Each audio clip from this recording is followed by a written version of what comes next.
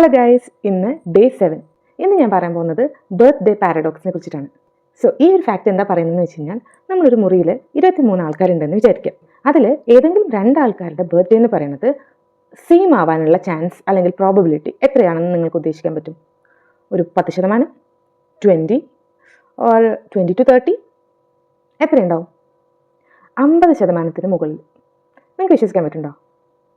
അതായത് 23 പേരുള്ള ഒരു റൂമിൽ ഏതെങ്കിലും 2 ആൾക്കാരുടെ ബർത്ത്ഡേ സെയിം ആവാനുള്ള പ്രോബബിലിറ്റി എന്ന് പറയുന്നത് 50% കൂടുതലാണ്. അതെങ്ങനെയാണ്? ആകെ 23 പേരല്ലേ ഉള്ളൂ. നമ്മളുടെ കലണ്ടറിലാണെങ്കിൽ 365 ദിവസമുണ്ട്. സോ ഈ 365 ദിവസത്തിൽ ഏത് ദിവസം വേണമെങ്കിലും ഈ ബർത്ത്ഡേസ് ആവാലോ. സോ എങ്ങനെ പ്രോബബിലിറ്റി 50% മുകളിലാവുന്നത്? എന്നാൽ ഈ രീതിയിലല്ല ചിന്തിക്കേണ്ടത്. അതായത് ഇതിൽ പറയുന്ന പ്രോബബിലിറ്റി എന്ന് പറയുന്നത് ഏതെങ്കിലും 2 ആൾക്കാരുടെ ബർത്ത്ഡേ മാച്ചിങ് മാത്രമാണ്. സോ ഇവിടെ കപ്പിൾസ് ആയിട്ട് എത്ര കപ്പിൾസ് നമുക്ക് ഈ ഒരു 23 ആൾക്കാരിൽ നിന്ന് ഉണ്ടാക്കാൻ പറ്റും എന്ന് ചോദിച്ചു കഴിഞ്ഞാൽ 253 കപ്പിൾസ് നമുക്ക് ഈ ഒരു 23 പേഴ്സൺസിൽ നിന്ന് നമുക്ക് ഉണ്ടാക്കാൻ പറ്റും. സോ ഇവിടെ കണക്കാക്കപ്പെടുന്നത് ഈ 253 എന്ന നമ്പർ വെച്ചിട്ടാണ്.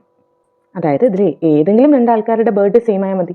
അങ്ങനെ നോക്കുന്ന സമയത്ത് ഈ 253 എന്നുള്ള നമ്പർ വെച്ച് കാൽക്കുലേറ്റ് ചെയ്യുന്ന സമയത്ത് 50.7% പ്രോബബിലിറ്റിയാണ് ഏതെങ്കിലും 2 ആൾക്കാരുടെ ബർത്ത്ഡേ സെയിം ആവാനുള്ള ചാൻസ്. മനസ്സിലാവുന്നുണ്ടോ?